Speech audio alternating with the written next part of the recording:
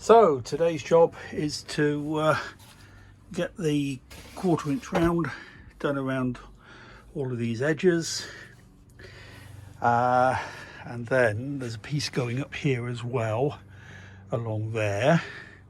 You can just see it sitting there. It's covered in fabric, that one, to try and make it a bit nicer. And then you can't really tell, but the van itself is upon ramps at the front. So I've crawled underneath there and had a look and discovered that unfortunately the CV joints are both split and leaking oil. So typically that means down to the garage, because a whole of the front suspension has got to be stripped out. However, I'm going to have a go at split CV joints. So they're CV joint rubbers that have a cut in them with a little channel, and you wrap them around the drive shaft, and you then use a specific rubber glue to glue them together, so you don't have to strip everything down. And I've looked at a couple of reviews of them from a couple of people in the UK who have used them, and so we're going to give that a go and see what we could do. There's the wood, the 1/4 inch round. Yeah, so the CV joints, as soon as they arrive, courtesy of AliExpress actually, €4 a piece, I will give them a go, and we'll do a little video on that as well. Still waiting to get the air conditioner, the 12-volt air conditioner, but hopefully that's on its way from Germany. I do have a tracking number, but DHL haven't picked it up yet, so I just need to be a bit careful about that, make sure that not being scammed on it, but I have paid with PayPal, so there is some protection. Right, anyway, let's just crack on with this. I've got my little nailer. I've got some very, very short brad nails suitable for this this wood, and as you can see, I've actually done the wood in that same lacquer, which is going to match the woodwork to a certain extent that we've got in the van. So yeah, let me just crack on and get this done and see what it looks like. I will see you shortly. Okay, so that's the 1/4 inch round done all the way around. Had to be a little bit careful because it's quite brittle, that stuff. So I have got a couple of places where I just need to put a bit more stain on it, just to disguise the split. But no, it all went down all right. And there's another piece just at the front here, just along here. And then I've also taken the opportunity to run another 12-volt cable through to the compartment that contains the paraffin tank, because I've got a submersible fuel pump which I'm going to use to fill the tank, rather than trying to hold large containers of kerosene paraffin at shoulder height to fill it. I've got a little submersible pump that I can drop into the big tank and just use the 12-volt plugs. They're just simple connectors. Where are we? So that's the male, and the female is obviously mounted on the other side, and that means I can plug that in. It gives me 12 volts in that compartment, and I can then run the pump to fill the kerosene paraffin tank for the heater. So that will make life a little bit simpler. So that's just another little add-on. And yeah, I've got to think what's next. I'm sure there's some more jobs coming up. I'll think what they are in a minute. All right, see you in a bit. So underneath the van, and there you can see the problem with the boot CV joint. The insides are okay. The steering rack is okay. Just looking around, very little rust anywhere, just a couple of little bits of surface rust at the top there. Oh, try to swing around now.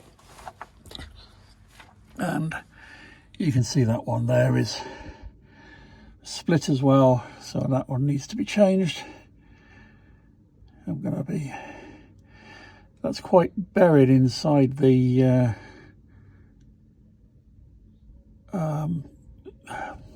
when I've said mouldy casting. So that's going to be a little tricky to get on, I think, but we will persevere and see what we can do. But everything else looks to be pretty darn good. I'll get a bit of paint underneath here just to sort a few of these rust patches out, but there's nothing there to really worry about. Yeah, well, I think that's quite good. I think on the bottom of the engine they've got a, I'm not going to say an oil leak, very, very slight. Just nothing really to worry about. And everything else I think is looking pretty neat and tidy. So yeah, we'll just get those two boots sorted, and then we should be good. Right, I'll see you shortly, and that's one of the jobs will be coming up again once the bits arrive from AliExpress. Right, bye for now. So, just been doing the wiring for the speakers coming from the head unit. So these are all now installed, and I've just taken the two front speakers, and there's some existing wiring in place already for the rear speakers. I'm not sure if I'm going to use rear speakers or not. I haven't decided. But anyway, the wires are all connected if I need them. And then I just added a little bit of decoration to the top of the van there. This is some stretch self-adhesive fabric. Just, I don't know, just pretties it up a little bit. It just allows me to disguise the wiring there for the GPS antenna for the radio, and just breaks it up a little bit. Less what am I talking about? Less, just black plastic, grey plastic, whatever. Right, today, as you can see, it's nice and sunny, and so we're making a start on the outside. So back to my favourite tool, get rid of all the old stripes down the side. And then we've got 4 lovely sunny days coming up in the 20s, 21, 22. So a good opportunity to get outside and get it painted. So today is cleaning off all of the old decals with the decal remover, and also the hot air gun. So we'll get those done today, and then I'll get it washed and cleaned up tomorrow. I've got some sugar soap to start cleaning the outside, and then we'll give it a chance to see what the paint looks like, and hopefully just to brighten it all up a little bit. So anyway, let's make a start on this, and I'll see you outside. So just using the hot air gun, a lot of these will, as you warm them up, I have trouble doing this with one hand, but most of this I can just peel off. It does leave some sticky residue behind, but some of that will wash off, and some of that will just come off with the wheel.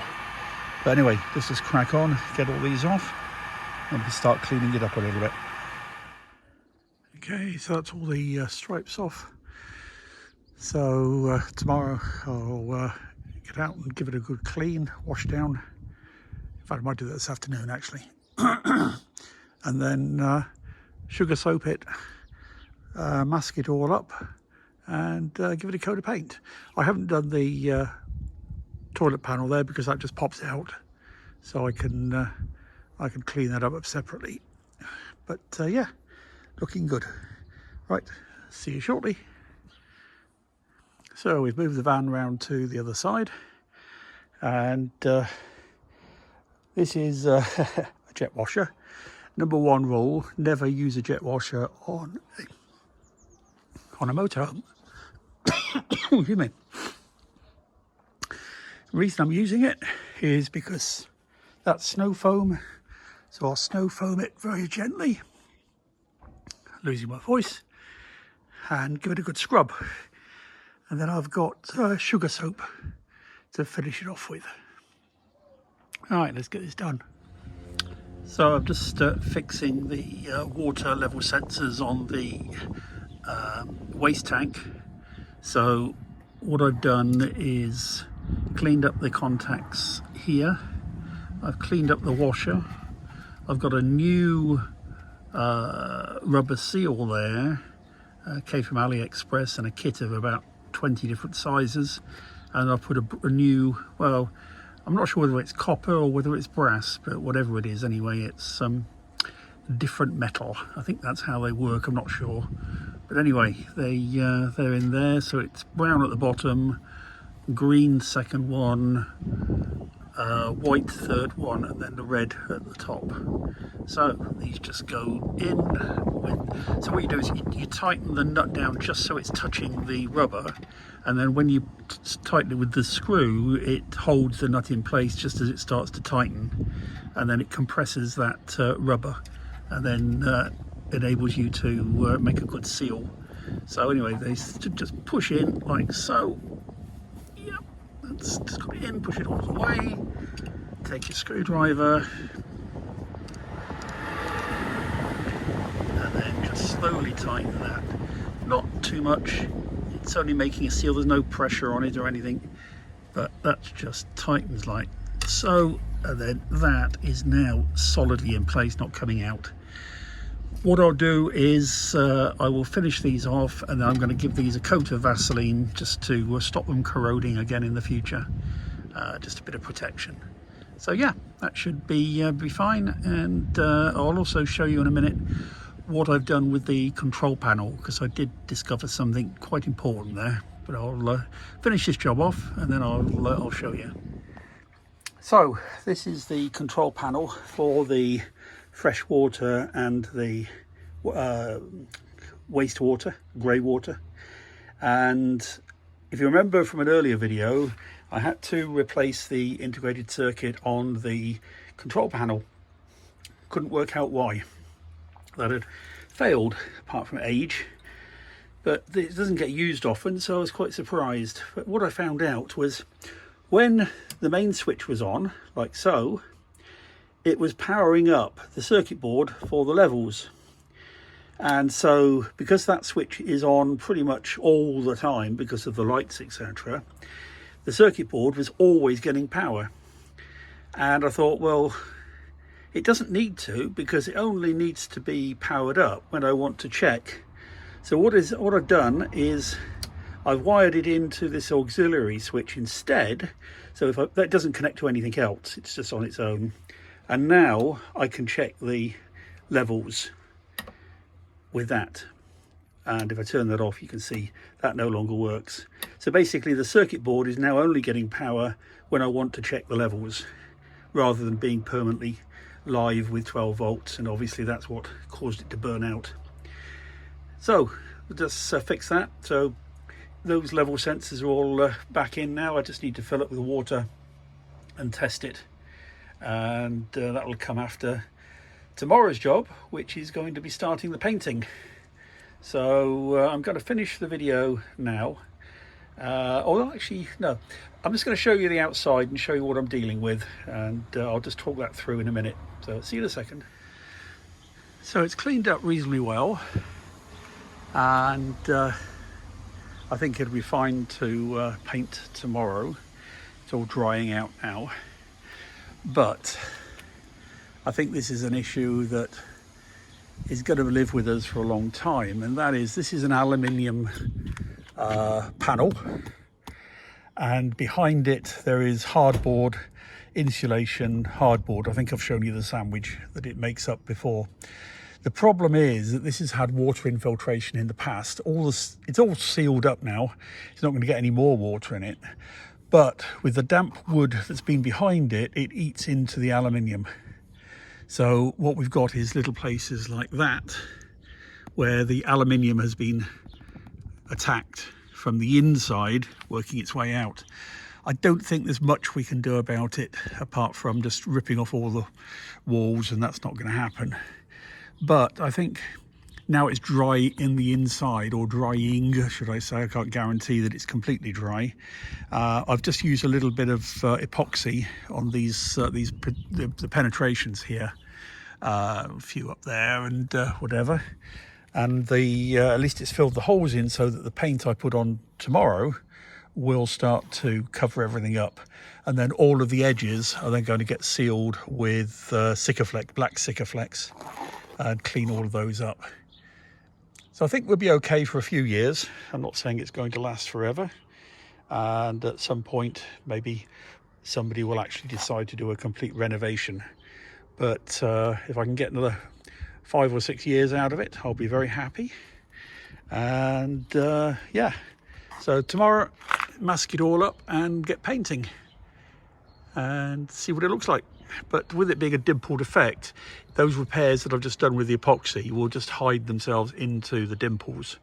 I haven't done too much on this. It's not excessive, the amount I put on there, just a small amount.